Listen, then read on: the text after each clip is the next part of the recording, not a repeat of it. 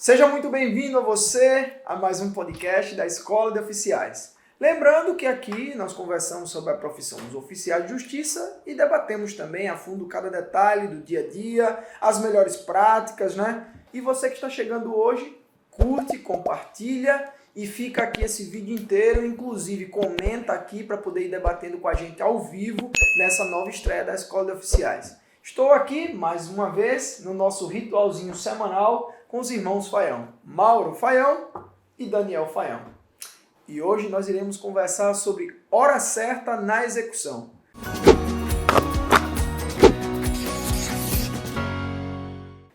Mauro, eu sei que execução é uma coisa que você costuma mastigar bastante e hora certa foi algo que a gente já conversou, inclusive em alguns dos nossos vários podcasts. Inclusive tem aqui, viu, no cardzinho, primeiro card do vídeo de hoje, tem aqui esse card falando sobre a hora certa. Então, nele vai estar bastante esmiuçado todos os detalhes. Hoje a gente vai focar um pouquinho mais nesse processo da hora certa na execução. Não é isso, senhor? Isso, a gente quer trazer um pouquinho do conceito da hora certa dentro do processo de execução, que sempre foi um pouco polêmico. A gente tem execução comum, execução fiscal, execução trabalhista, e aí a gente vai abordar sobre quando cabe, quando não cabe, quais são os entendimentos, mas eu prefiro primeiro que o Daniel traga pra gente uma visão geral aí do tema, para a gente entrar em cada detalhe. Maravilha. Muito boa noite, senhor. Você veio com uma energia danada para fazer essa abertura de hoje, né? Foi por conta da sua elegância. Você está muito elegante hoje, está com esse anel aí maravilhoso que eu gostei. Gostou? Então, vou lhe dar depois do presente. Opa, muito bem. Eu tô achando estranho, porque eu tô acostumado a falar com vocês dois, mas quando eu falo com a galera, eu olho para lá. Aí tem um diretor que mudou a câmera para cá. Estou acostumando, viu? Mas seguinte, hora certa na execução. Preparamos aqui um único slide, onde a gente vai falar com vocês, a produção sempre ajuda, para falar na hora certa na execução civil, trabalhista e na execução fiscal. O Mauro falou disso aqui rapidamente. E nós vamos abordar o vídeo de hoje de uma forma bem resumida também, sobre a aplicabilidade do procedimento de hora certa, a contagem de prazos e o procedimento em si. Como se procede, quais são as ferramentas legais, o que diz a lei e, enfim, no final do vídeo a gente sempre comenta de procedimentos, como fazer, como não fazer, e entrega o resultado aí pra galera. Se você curtiu essa parada desse assunto, você já sabe o que fazer com essa aqui, ó, nessa câmera. Tô aprendendo. Isso aí. E para você que é novo aqui também no nosso canal, sempre no final dos bate-papos aqui, a gente mostra as melhores práticas e inclusive deixa algumas dicas para vocês e compartilhamos algumas ideias. Então, continua acompanhando a gente até o final. Citação ficta. Ficta? Ficta. Citação ficta. Um belo nome, né? Um belo nome, né? O que seria? Não confunda com ficta crepe, ficta isolante. Citação ficta, de fictícia, abstrata, hipotética. É uma citação que supostamente o réu, a pessoa, recebeu a informação. Certo. Esse é um nome legal para a gente abrir isso aqui. Ficta. Obviamente, esse é um nome já que é comum para a galera do direito, para os oficiais, mas eu quis zoar você. Eu não conheço, então assim, como é que funciona esse procedimento de forma bem breve? Citação ficta é uma ficção jurídica, porque na prática não existe uma citação pessoal, não existe a transmissão efetiva da comunicação. Presume-se que a pessoa recebeu. E aí nós temos duas modalidades, que é a citação com hora certa, que é o nosso assunto aqui de hoje, e a citação por edital. Sim. Eu diria até que por edital é mais ficção ainda, porque ninguém lê edital. Mas são as duas soluções jurídicas que nós temos para quando não é possível uma citação direta, uma citação pessoal do executado, do devedor, do réu. Então o direito criou esses dois institutos para que a gente consiga presumir a existência de uma citação para formar a triangulação processual, para chamar o réu executado ao processo e poder ter o regular andamento. E o que acontece com a hora certa é diferente do que acontece com o edital. A gente não vai tratar sobre edital aqui. Mas o que é importante dizer, primeiro, é que a hora certa é uma função, é uma atribuição do oficial de justiça. É um instituto próprio para o oficial de justiça, por conta dos requisitos que existem, que são necessários à hora certa. E a hora certa ela é tão efetiva, eu vou usar a palavra efetiva, que é uma citação ficta, é uma ficção jurídica, que tem os efeitos de uma citação pessoal. Sim. É diferente de um edital, porque dependendo do caso, dependendo da citação por edital, nós temos a suspensão de um processo, nós não podemos dar prosseguimento, como é o caso de uma citação criminal, como é o caso da previsão expressa na execução fiscal. Mas quando a gente fala de citação com hora certa, nós temos uns elementos presentes, nós temos a presença do oficial de justiça, nós temos a suspeita de ocultação, nós temos o conhecimento sobre o domicílio do executado, o domicílio do réu, e isso traz tamanha segurança jurídica de que a informação vai chegar ao destinatário, que o direito entende que essa citação vai surtir os efeitos de uma citação pessoal, como, por exemplo, a revelia. Por isso que é tão importante a gente utilizar esse instituto. E existe uma insegurança grande, existe uma dificuldade de aplicação na hora certa, na prática, hoje, no dia a dia, porque alguns deixam de aplicar por não achar conveniente. Talvez não seria o fato de não aplicar porque não se tem os embasamentos e os entendimentos da aplicabilidade, não? Exato. Existe uma certa dificuldade, às vezes, em compreender os elementos, que são o elemento objetivo. Qual é o elemento objetivo? Se tratar do domicílio ou da residência do citando. E o elemento subjetivo, que depende do oficial de justiça, que é a suspeita de ocultação. A lei traz uma suspeita. Alguns entendem que tem que ser uma certeza. Outros entendem que é uma suspeita frágil, uma suspeita muito superficial. E nenhum dos dois é o ideal. Os extremos não são os ideais. O que é a suspeita? A suspeita é uma sensação real em que o agente compreende de uma forma significativa, com um peso significativo, de que o destinatário tenta embaraçar o processo. Sim. Tem que haver um mínimo de suspeita, mas não precisa existir uma certeza, senão a lei diria certeza. Por conta dessa subjetividade, acaba que alguns têm insegurança em aplicar. Esse é um ponto que o oficial ele não tem a segurança porque não vem numa ordem do juiz. Proceda a citação utilizando o dispositivo da hora certa. E o juiz nem deve fazer isso. Porque essa é uma das poucas oportunidades na nossa função em que o oficial de justiça toma uma decisão sem o comando do magistrado. Como o Mauro falou, né? Suspeita de ocultação. Quem é que vai suspeitar se a pessoa que eu estou procurando está tentando se ocultar ou não? É o juiz? É o chefe de secretaria? É o oficial de justiça que está lá na ponta, que está na rua. É ele que está buscando, tentando telefonar, falando com a vizinhança, falando com o porteiro e tudo isso. Então, e o que é a suspeita? É aquele faro, né? É aquele faro que o oficial sente. Você está ligado que eu estou falando? É o cara que está fugindo de você, é o cara que está enrolando o processo, é o cara que diz... diz para ele que eu venho aqui amanhã, não aparece, não fala porquê, essas coisas todas. E o oficial tem esse medo, ou alguns têm esse receio, né? Será que eu faço? Será que eu devolvo para o juiz e espero ele comandar que eu faça? É obrigatório. Essa é a questão. A gente não pode escolher se vai utilizar ou na hora certa. É um instituto jurídico necessário ao regular desenvolvimento do processo. Cabe ao oficial de justiça essa tomada de decisão. Não dá para deixar para lá, para deixar para ver o que é que o juiz vai decidir. Não, essa decisão cabe a nós. É obrigatório. E por ser uma citação ficta, por resultar na revelia, e aí eu puxo agora já o processo penal, onde existe contraditório, ampla defesa. Claro, existe no civil também, mas no penal é uma garantia mais ampla. A hora certa ela tem que ser feita com cuidado. Então perceba que uma hora certa mal feita, ela pode trazer prejuízo para o executado. Uma hora certa que não se faz quando deveria, traz prejuízo ao processo, ao credor, ao Estado, à sociedade. Quando a gente vai no criminal, não é o nosso tema, mas eu preciso falar, e eu deixo de citar um réu, como fica a persecução penal? Como fica a resposta do Estado em relação ao cometimento daquele crime? Isso depende do oficial de justiça. A gente às vezes não dá a devida atenção à hora certa, mas é um instrumento extremamente eficaz, delicado, que tem que ser utilizado com cuidado, inclusive na execução. Na execução a gente tem que ter os mesmos cuidados. O problema na execução, Cleiton, é que sempre existiu uma discussão se cabe, não cabe, cabe no penal, não cabe, cabe na trabalhista, na execução fiscal, na execução comum. Hoje é tranquilo que cabe na execução comum. Mas essa variedade de possibilidades aumenta a insegurança quanto ao uso E às vezes a gente acaba não fazendo e devolvendo o processo para as partes, para o juiz. Isso acaba atrasando todo o procedimento. Aí,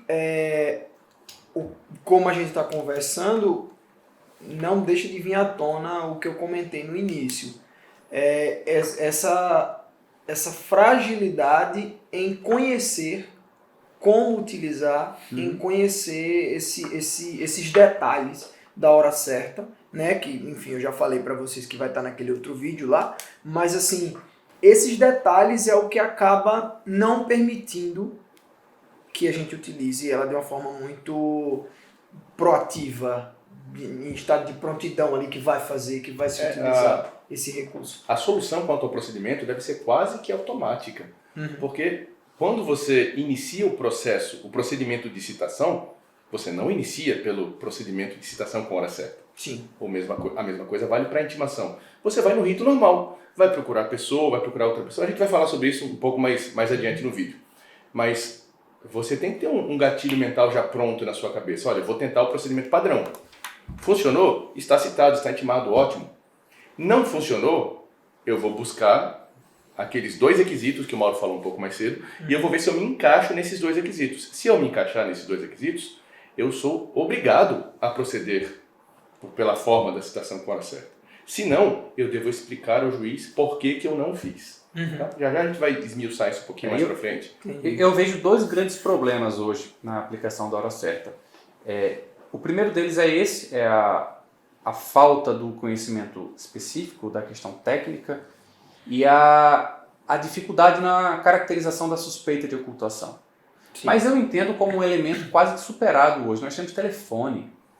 Se eu deixo na residência de alguém, com qualquer morador ou com um vizinho, o meu contato com uma marca d'água, poder judiciário, meu nome e meu telefone, entrar em contato, oficial de justiça, ordem judicial, eu deixo aquilo com alguém, eu sei que a pessoa já mora lá, eu já tenho o requisito objetivo, que é a residência ou domicílio.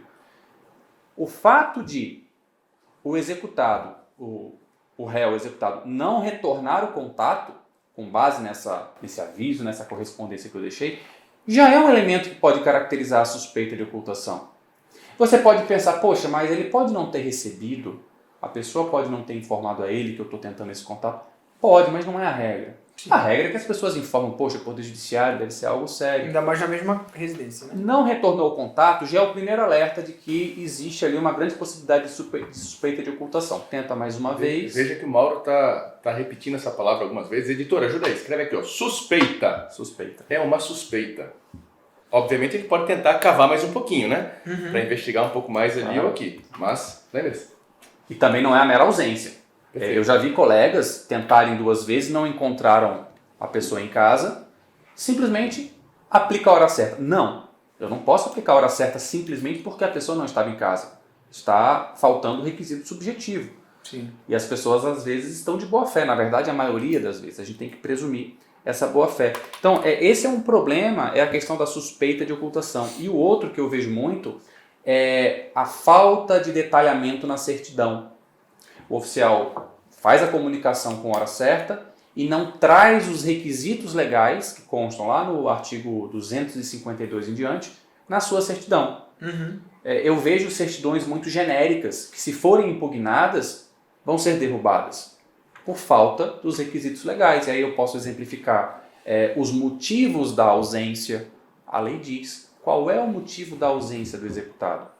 Por que eu tenho que colocar isso? Para dar mais credibilidade, para informar as circunstâncias, já que isso pode ser impugnado. É importante. Você está falando do momento em que você já intimou o terceiro e voltou para fazer eu me refiro à certidão, já ao final, à conclusão. Os elementos que devem constar na certidão, poucas vezes são colocados na sua integralidade. Eu preciso entregar a contrafé do mandado, eu preciso entregar também a contrafé da minha certidão, mas poucos atentam para isso. Está lá no Código de Processo Civil. Isso fragiliza a hora certa. Eu vejo isso como um dos problemas atuais nossos, que a gente tem que ter cuidado. E a gente vai falar aqui exatamente quais são esses elementos. E aí o que acontece hoje é que nós temos execução comum, execução trabalhista, execução fiscal. Tem também execução de alimentos. E cada execução segue uma regra diferente. Quando a gente vai para a execução comum, originalmente pelo Código de 73, não era prevista a hora certa na execução, era tão somente o arresto. O devedor não foi encontrado, arreste os seus bens. Não tinha hora certa? Não tinha. Na execução, não. Sim. Inclusive, tinha entendimento de que era proibido, que o procedimento cabível seria o arresto. Faz a constrição patrimonial e depois tenta citar, para garantir a execução desde logo. Não seria cabível a hora certa. Mas hoje já é tranquilo, no CPC de 2015 tem lá a previsão de que mesmo na execução será feita a hora certa. Tem lá. Para quem ainda está confuso sobre arresto, que alguns confundem com arrastar, levar, remover o bem, nós fizemos já um vídeo sobre isso. Não pare de assistir esse, ele está aqui no cardzinho para você ver depois, beleza? Vamos seguir nesse para não perder a ideia. Pô. Quando a gente vai para a execução trabalhista, em que existe um interesse público maior, questões de ordem pública, por conta da hipossuficiência do trabalhador, é engraçado porque lá não tem previsão de hora certa, que é um instrumento que traz efetividade. Lá na trabalhista, diz que caso não seja encontrado o executado, será feita a citação por edital. Simplesmente omite a questão da hora certa. E na execução fiscal também não existe previsão para a hora certa. Caso o executado não seja encontrado, a previsão expressa é de que o processo vai ser suspenso. Agora veja, CLT e a lei de execução fiscal são leis antigas. Sim. Em relação ao Código de Processo Civil, que é de 2015, está bem mais atualizado, nós temos a previsão da hora certa. E a dúvida que fica, que muitas pessoas ainda fazem é, será que não cabe a aplicação subsidiária do CPC, na execução fiscal, no trabalhista? Por que não fazer a hora certa? Isso gera muita confusão e às vezes as pessoas acabam não utilizando. A gente, como você mesmo falou, né, cada uma entra num ritual diferente, cada uma segue um ritual diferente. E obviamente que com a atualização do código, a tendência é as coisas mudarem, se atualizarem. Afinal de contas, a gente tem vários recursos, principalmente os recursos digitais, que vão nos ajudando a atualizar, né? Seria tão bom, né, se o procedimento fosse igual, fosse a mesma previsão legal para todos. Padronizado, né? Mas é uma lei específica para cada um, atualiza uma, não atualiza a outra. Para todas as esferas, né? E você não comentou uma parada, que a gente está falando aqui de citação por hora certa, e no processo penal. Sim. Como é que rola? No processo penal, a coisa é tão importante que, sem o réu ser citado, o processo para. O processo não pode avançar. Então é a importância da citação com hora certa, com edital, da forma ficta que for, que agora a gente já sabe o que é forma ficta, para que o processo possa correr mesmo a revelia. Mesmo que o réu, após citado com hora certa ou por edital, mesmo que ele não se apresente, o processo segue, o processo anda. Isso foi instituído no CPP 2008. Foi na alteração em 2008. Antes disso não era possível. O processo parava. O processo parava. E é raro a gente ver citação com hora certa no processo penal porque existe uma certa insegurança. Já existiu, inclusive, discussão quanto à constitucionalidade desse instituto. Sim. Por quê? No penal nós temos as garantias constitucionais mais fortes de contraditório e ampla defesa, em que alguns entenderam que a citação ficta, essa ficção jurídica, que não é uma citação pessoal, não teria o condão de trazer essa informação ao réu, de formar a triangulação processual. Mas isso foi derrubado e o entendimento é de que sim, de que é válido. Tamanha importância, é bom a gente lembrar, dessa percepção do oficial de justiça. Isso vai depender do oficial de justiça entender ali se há uma ocultação, se é ou não domicílio ou residência do réu. E no criminal é danado. E ainda quando a gente puxa para fazer esse tipo de citação por meio eletrônico, não é o objetivo desse vídeo, tá? Isso nós já conversamos. Se liga, mais um cardzinho aqui, citação por meio eletrônico, inclusive criminal, feito e tendo eficiência no processo. Aqui a gente vai focar na citação na hora certa na execução, né? E agora talvez seja a hora daquele quadro que você gosta. O quadro que eu mais gosto. Então, editora, já sabe, né? E aí, Mauro, o que diz a lei? Esse é o quadro que você mais gosta? É o quadro que eu mais gosto. Eu vou resumir aqui o que eu já mencionei sobre a legislação. A gente tem a execução trabalhista, que é regida pela CLT, e ela não traz a previsão de hora certa. Ela traz a previsão de publicação de edital. Então, em princípio, eu não poderia utilizar a hora certa. Depois nós temos a lei de execução fiscal. Também não prevê a hora certa. Ela prevê que o processo vai ser suspenso. E aí pode começar a correr prescrição intercorrente. Então, também, em primeira análise, não seria cabível a hora certa. E aí a gente vai para o CPC, começando em 1973. Nada Pangéia. Lá, embora já houvesse previsão de hora certa de maneira geral, na execução não. A execução tinha um procedimento de réu não localizado, se faz o arresto, como eu mencionei há pouco. O que aconteceu? Em 2015, com o novo Código de Processo Civil, que já não é mais tão novo, mudou o procedimento da execução de título extrajudicial, onde, frustrada a citação pela não localização do devedor, o oficial de justiça já tem o dever de fazer o arresto. Ok, isso não mudou. Porém, feito o arresto, depois do arresto, existe a determinação da tentativa de hora certa. Por quê? Ora, o código determina o arresto pela não localização. Porém, se isso se deu em decorrência de uma ocultação, nada mais justo do que se proceder à citação com o instituto jurídico adequado, que é a hora certa.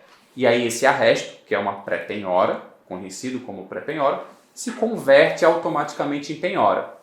Por quê? Eu tive a tentativa de citação frustrada. Efetuei a pré-penhora, que é um arresto, nesse caso é um arresto executivo e não um arresto cautelar.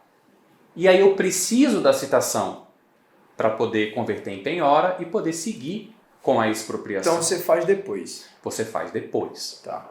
Você faz a tentativa de citação com hora certa depois. Se você conseguir, perfeito, está válida a citação, se converte o arresto em penhora. Se você não conseguir, essa citação vai ser feita por edital.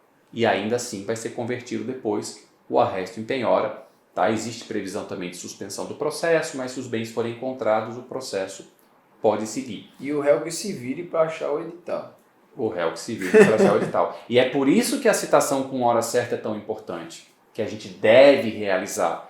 Porque isso evita prejuízos para o réu, para o executado. Isso traz mais garantia ao processo. Sim. Evita até alguma arguição de nulidade, por exemplo. E veja que interessante, então. Nós temos no CPC, previsão para hora certa na execução, embora primeiro eu deva efetuar o arresto. CLT não tem, execução fiscal não tem. E nós temos, olha que curioso, embora não tenha na CLT e não tenha na execução fiscal, que é questão de matéria patrimonial, civil, nós temos no direito processual penal, como também já mencionamos.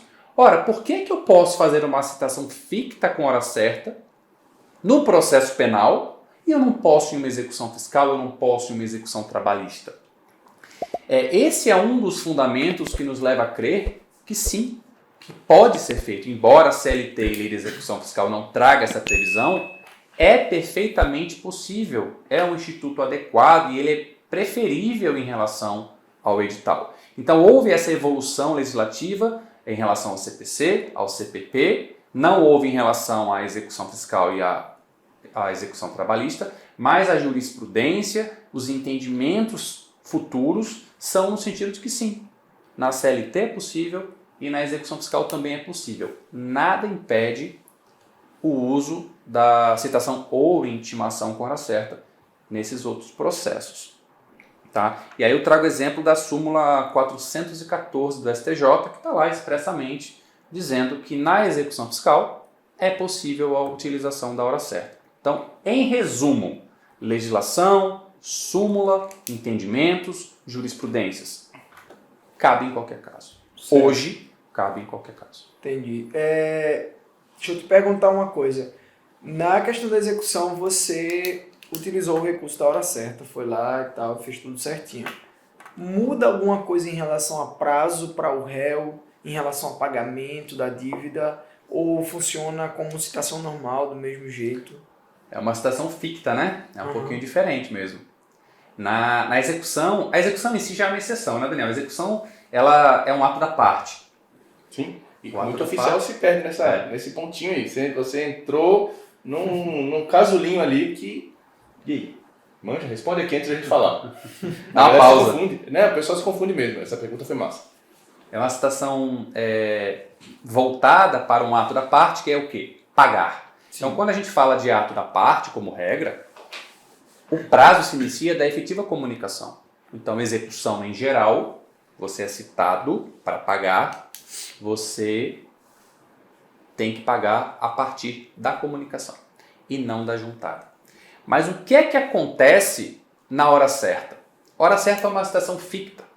Você não pode dizer com certeza absoluta que a comunicação chegou ao destinatário.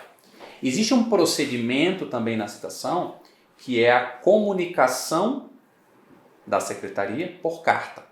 Quando encerra o procedimento da hora certa, a secretaria vai encaminhar uma correspondência dando ciência de tudo para o executado. Que é mais um esforço ainda, né? Para não deixar pontas soltas. É mais esforço. E ainda ficto. Mas ainda assim é mais um esforço. Depois da nossa atuação, depois do oficial de justiça, a secretaria ainda vai e tenta fechar.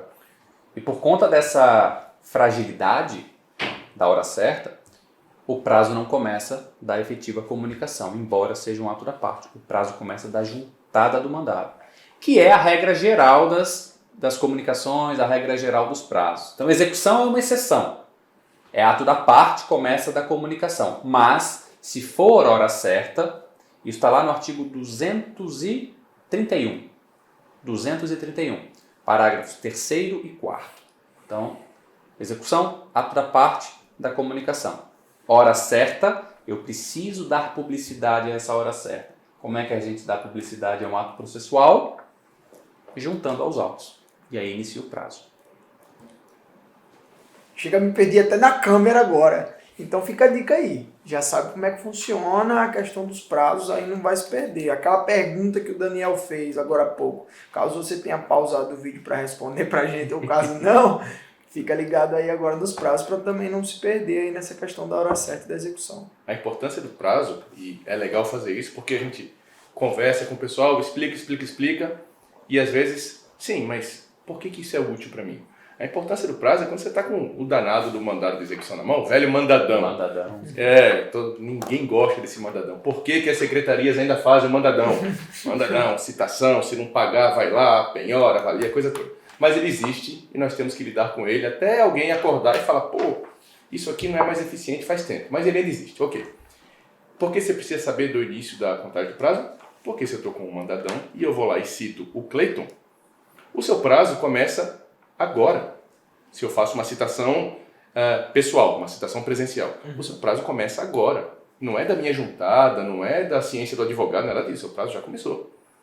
Então, é importante ter isso. Quando a gente está no procedimento com hora certa, aí sim eu preciso me preocupar em certificar, em fazer lá a minha certidão toda circunstanciada, explicando todos os motivos do procedimento junto no processo, aí sim o prazo começa. Esse foi só um resumão do que a gente acabou de falar, né? Mostrando a importância para o oficial de justiça lá na prática, na hora de saber se vai penhorar ou não, quando ele vai penhorar ou não. Eu tenho uma pergunta. Manda. Para o Daniel. Nós falamos agora, o Daniel não participou, falamos de arresto. Falamos que a hora certa ela vem depois do arresto na execução. E aí fica a pergunta que muitas pessoas já me fizeram, eu vou passar a bola para o Daniel. Quer dizer que eu só posso fazer então a hora certa se eu fizer o arresto? Eu não localizei o destinatário, eu devo arrestar os bens. É assim? Sim. Perfeito. E se eu não encontro bens para arrestar? Eu faço ou eu não faço a hora certa? Eu faço a hora certa em qualquer momento. Aliás, em qualquer momento, não, a resposta é muito abrangente, né? A gente precisa sempre atender aos danados dos dois requisitos. Editor, ajuda aí de novo. 2 requisitos. Requisito 1, objetivo. 2, subjetivo. Nós precisamos atendê-los. E eu acho que isso aqui é uma tendência a não acontecer com muita frequência, exceto se o réu estiver de má fé. Na verdade, isso tende a acontecer, a citação com hora certa tende a acontecer quando o réu está de má fé. Né? Não há outra suposição, porque a gente precisa suspeitar da ocultação dele. Mas quando a gente fala em processo de execução, obviamente a gente está na esfera civil, e a gente puxa muito o princípio da cooperação das partes. Então, se eu não encontro o réu, cabe à parte interessada trazer elementos, informações, novo endereço, telefone, trazer dados para que nós localizemos o réu. E aí há uma tendência muito forte, isso já está sendo falado na nossa esfera nacional, por todos os oficiais de justiça, em disponibilização de ferramentas eletrônicas para o oficial de justiça. Encontrar o endereço do réu, saber onde ele mora, saber para onde ele foi, o endereço atual, e esses detalhes. E daqui a pouco, também é uma outra tendência, eu estou abrindo aqui um parênteses para a gente falar de tendências, tá? Daqui a pouco nós vamos ter acesso a esse banco de dados. Porque, veja, hoje todo mundo compra na internet. Sim. Vamos fazer compra lá no AliExpress, para vir da China, a gente fica louco para vir aqui. A internet sabe o seu endereço e sabe o seu telefone. E alguns têm acesso a esse banco de dados. Em breve, o judiciário terá, em breve será disponibilizado para o oficial de justiça. Eu estou fazendo aqui uma conjectura, porque isso vai chegar para a gente, vai ser mais fácil de encontrar a pessoa. Quando que eu vou aplicar o dispositivo da hora certa? Sabendo que a pessoa mora ali e sabendo que ela está se escondendo de mim. Mas eu vou estar no endereço certo, eu vou estar falando com a pessoa certa, eu vou ter informação atualizada. O fato da gente não ter isso é um outro motivo que nos cria dúvida e nos gera inseguranças de decidir. Vou por esse lado ou não vou por esse lado? Aplico ou não a hora certa? Mas isso que eu abri aqui, esse bate-papo, é uma tendência, tá? A gente acredita que tudo isso vai chegar pra gente com mais facilidade, porém, sempre que eu souber que aquele é o domicílio, de fato, da pessoa e que ele está se escondendo de mim, eu devo aplicar a hora certa. Por que eu fiz essa pergunta? É uma pegadinha, porque muita gente alega que, ora, se o código diz que a hora certa é depois do arresto, se eu não conseguir fazer o arresto, eu não vou fazer a hora certa. Mas esse é um pensamento equivocado. O código presume que você vai fazer o arresto. Não encontrou, faça o arresto e depois a hora certa para converter em penhora. Ora, mas se eu não tenho bens a arrestar, ou se eu não tenho acesso aos bens, isso não me impede de realizar a hora certa. Muito pelo contrário, eu preciso fazer a hora certa para que o juízo depois tente fazer as penhoras para o processo seguir. Isso, através dos meios disponíveis. Então, essa previsão de que é arresto e hora certa é no mundo ideal. Isso não impede de forma alguma, isso na verdade continua fazendo com que seja obrigatória a tentativa de hora certa. Então, o Daniel falou a questão prática, eu estou trazendo aqui o argumento jurídico de que sim, é isso mesmo que tem que fazer. Leia-se após o arresto ou a tentativa de arresto. Isso, o legislador não previu essa minúcia, mas a gente não pode se apegar à literalidade da lei, tem que entender a finalidade, fazer uma interpretação sistemática. E a gente tem que se empenhar para o processo andar. Dentro das nossas funções, obviamente, dentro daquilo que nos cabe, mas a gente tem que se empenhar para o processo andar. Como vocês falaram agora a palavrinha mágica, prática, é algo que eu gosto bastante e que o Daniel sempre aborda bastante. Como que funciona esse ritualzinho na prática, assim? Primeiro a gente faz isso, depois a gente faz isso, depois a gente faz isso, como é que funciona?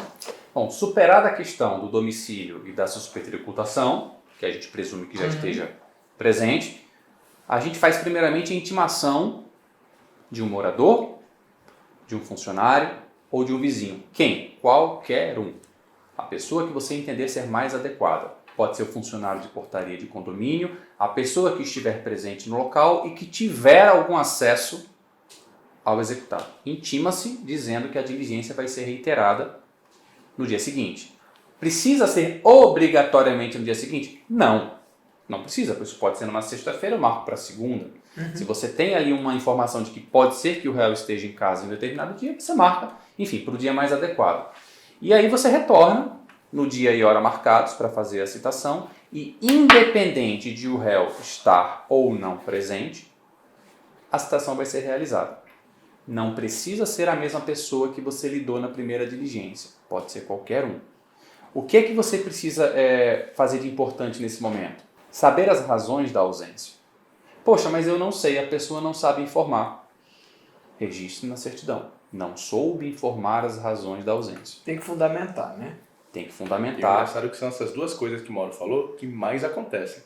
Porque normalmente o réu não está lá quando você volta. Não. E normalmente o terceiro que você encontra não sabe porque ele não está lá. Exatamente, mas tem que colocar isso, tem que informar. E ele vai dizer.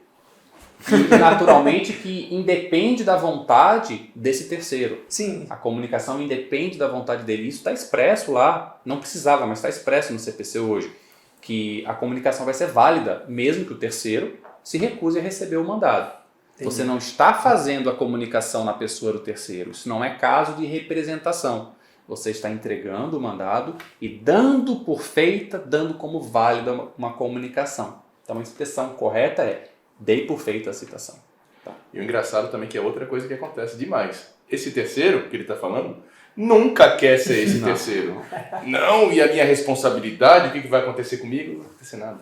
Não vai acontecer nada. Ele não precisa querer, não precisa aceitar nada. Ó, tá aqui, viu? Já falou. Tá aqui. Agora, tá aqui o quê? O mandado, a certidão. O Código de 73 não falava em mandado. Todo mundo praticamente entregava mandado. Isso é um problema. Eu sou chato, eu sou advogado de regra. Eu pego, não, o código fala certidão. Eu vou deixar a minha certidão do ocorrido. Por que a certidão era só a certidão? Hoje são os dois, né? Hoje é mandado e certidão. Por que a certidão é tão importante? E é outro, vou chamar de vacilo, que muitos dão e não deixam. Porque não é o mandado que diz que você está citado. Se eu chegar na sua casa e entregar uma cópia de um mandado de citação criminal, por exemplo, e você receber, se você entender o direito, você vai dizer, eu não estou citado, citação criminal é pessoal, qualquer citação é pessoal. Se for entregue a terceiro, essa citação não foi realizada. Olha o prejuízo. Se eu te entrego a minha certidão, o que está escrito nela? Tudo. Suspeita de ocultação, utilização da hora certa, dei por feita a citação. Então é a certidão o documento válido, o documento mais importante, inclusive nos casos de segredo de justiça. Eu não posso deixar o mandado, porque é um segredo de justiça. Eu deixo a minha certidão. Bem fundamentada. Fundamentada. A gente suprime algumas informações sigilosas, nomes e tal. O número do processo a gente deixa. E por falar em sigilo, mais um card aqui, viu? Bem importante, inclusive. Esse é dos bons. Sigilo é dos bons. Tem lá algumas dicasinhas, né? Pô, pega esse documento, tem dados sensíveis, lacra ele no envelopezinho, come, entrega para a pessoa. Então o cara tem que estar esperto para saber quando que é sigiloso, quando não é, e esses detalhes. É o que está no vídeo que o Cleiton falou agora. Então eu vou resumir essa minha resposta toda que eu falei, para quem está ouvindo a gente. Artigo 252 e seguintes. É só ler, é mais fácil do que ficar me ouvindo falar isso tudo aqui. Lá é bem tranquilo, bem objetivo. A gente vai ter a intimação do terceiro, a gente vai ter o retorno, vai ter os motivos da ausência, a entrega do mandado e a entrega da certidão, e a gente vai ter a informação na certidão de que será nomeado curador especial, no caso de revelia. Isso tem que constar na certidão. Vai gerar nulidade se eu não colocar? Não, não vai gerar, mas é um dever, a gente tem que fazer. Quanto mais embasado, melhor. Isso. 252 e seguintes. Por favor, dá uma lidinha lá. E continuando com esse bate-papo prático, a gente já falou sobre o prazo, como é que funciona. Daniel também falou sobre a questão da secretaria, que vai mandar correspondência lá e tal, e vai ser tudo certo. A cartinha, a famosa cartinha vai chegar lá. Daniel também falou alguma coisa assim bacana sobre... Não adianta se recusar, não interessa. Né? No frigir dos ovos não interessa. É um ato unilateral do Estado, então já não tem o que fazer. Você está pegando as terminologias. É isso aí. É uma via de mão única. É isso aí. Então, não adianta, né? E também não vai acontecer nada, como você mesmo acabou de falar. Vai acontecer sim se esse cara ficar empombando aqui, falando linguagem solta, sem filtro. Se ele ficar empombando, atravessando, atrapalhando ali, aí ele pode ter uns probleminhas. Pode sofrer algumas coisas. Mas dentro disso tudo que a gente está conversando, me veio outra ideia. Não cabe recusa por parte do terceiro, mas e por parte do réu? Como que funciona isso? Se a gente encontra o réu? Encontrou o réu, tá lá e tal. E se ele recusar? Recusar o quê? Vamos dividir agora em dois momentos. Encontrou o cara, ele recusou. Okay. A citação. Ele recusou a citação, não quer saber. Primeiro viés, para a gente conversar. Aí o segundo viés, rolou a hora certa e tal, ele depois chegou em casa, alguém entregou a documentação para ele e ele recusa. Não, eu não estava aqui, eu não quero saber não, porque isso aqui entregaram para outra pessoa. Então vamos lá, primeiro ponto. Esses dois pontos. Vou responder o primeiro ponto. O primeiro ele é interessante, porque eu cheguei na casa do cara, vi que ele mora lá e peguei o interfone e falei com ele. Certo. Por aí, não estou falando olho no olho, mas sei que eu estou falando com ele. Não recebo, não quero, etc. Mas eu sei que eu estou falando com ele. Não cabe a hora certa, eu já estou falando com ele. Vai marcar a hora certa para quê? Para ver outro não? Vou marcar a hora certa. Olha, então eu vou vir aqui amanhã, e amanhã o senhor me recebe, eu já estou falando com ele. Vamos lá, você acabou de dizer, ato unilateral do Estado. O Estado se apresenta, transmite uma comunicação para a pessoa. Se esse cara não quiser ouvir, se ele correr de você, ele aqui, ó, se ele botar a mão no ouvido e ficar falando lá, o Estado já transmitiu a comunicação. Então, primeiro, não cabe a hora certa aí, porque você já está falando com a pessoa. Sim. Beleza. Segundo viés que você perguntou. Deixa eu interromper antes de entrar no segundo viés. Deixa eu fazer um complemento. Primeiro, a gente está presumindo que a pessoa está identificada. Que a gente sabe que é ela. É o fulano. Né? Eu tenho que saber, obviamente. Né? Segundo, o Daniel falou a comunicação já foi transmitida. Eu já fiz a citação. Mas às vezes não. E a insegurança é sobre isso. Às vezes eu não consegui transmitir a informação, eu só me identifiquei. Cleiton, sou oficial de justiça e tenho um mandado. Eu não quero receber mandado nenhum, não. Eu não transmiti. Mas veja, a parte, ela tem o direito de receber a comunicação. Você, executado, tem o direito. Mas é um direito disponível. Você pode recusar. Você não é obrigado a ouvir. Você está dispondo do seu direito. Isso não invalida o ato processual. Então, mesmo que eu não tenha transmitido essa comunicação, você está abrindo mão do seu direito. Pois bem, o senhor tem uma boa tarde. A comunicação está feita do mesmo jeito, certo? Sim. Boa essa fechada. Não, porque foi boa essa fechada, porque é umas outras dúvidas que a galera às vezes para e fala, mas ele não me ouviu. Ele não me ouviu. Ele não escutou Fala Tudo. Eu não consegui entregar o papel. Pior ainda, ele não assinou. Ele não assinou, porque você não precisa necessariamente ter a assinatura ali do cara. Apesar do CPC dizer, mas você fala por que ele não assinou, porque você não coletou a assinatura, enfim. Isso é tolice técnica desde que você relate. É só a gente lembrar, é um direito. Não é uma obrigação me escutar. Você tem o direito de receber um oficial de justiça uma comunicação, mas você não é obrigado a ficar ouvindo ele falar para você. Entendi. Bem. Não invalida o ato. Não invalida o ato. Não precisa me ouvir, mas a comunicação está feita. E o segundo certo? viés? Segundo viés, a gente estava onde? Ele foi citado por hora certa. E a pessoa, o terceiro, comunicou a ele. Aí ele recebeu, não quero saber não disso não, deixa isso pra lá. Recai na mesma forma. É? Na mesma forma. Tentamos, verificamos lá que é o endereço do cara, cumprimos as formalidades, né? É o endereço do cara, suspeita de ocultação, intimamos o terceiro, dia e hora marcado, chegamos lá, cadê o cara? Não tá, dou por feita a citação.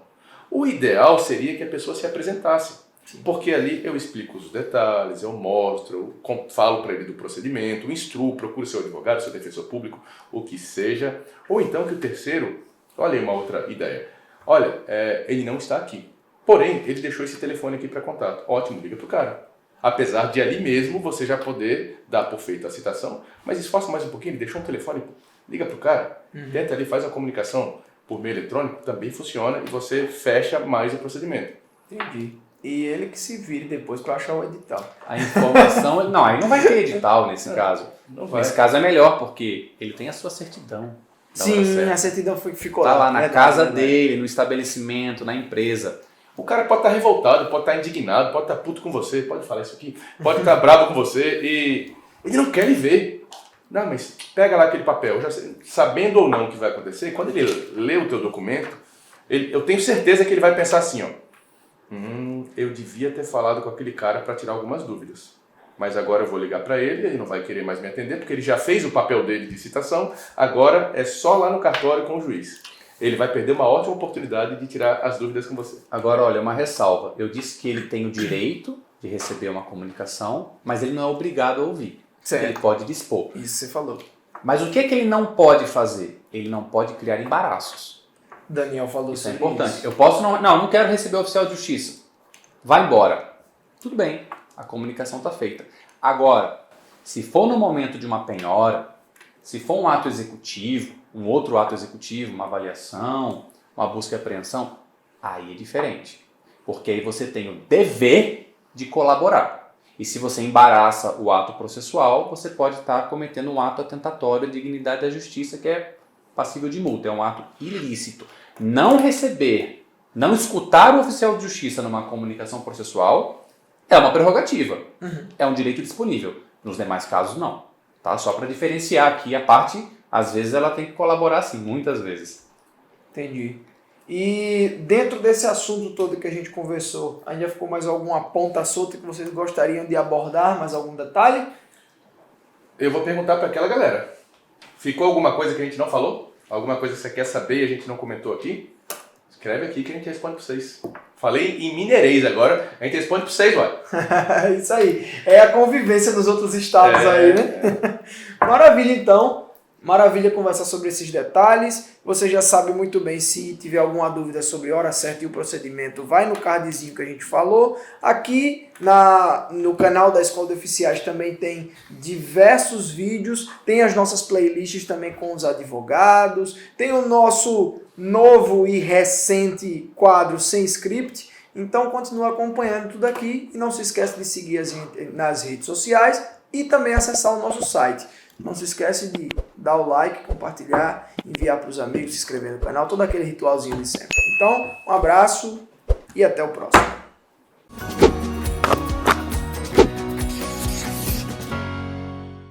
Eu matei antes do tempo. Oxe, eu tava de olho aqui, dá pra falar. Dá pra falar. Vamos fechar em 2 takes hoje sem cortes.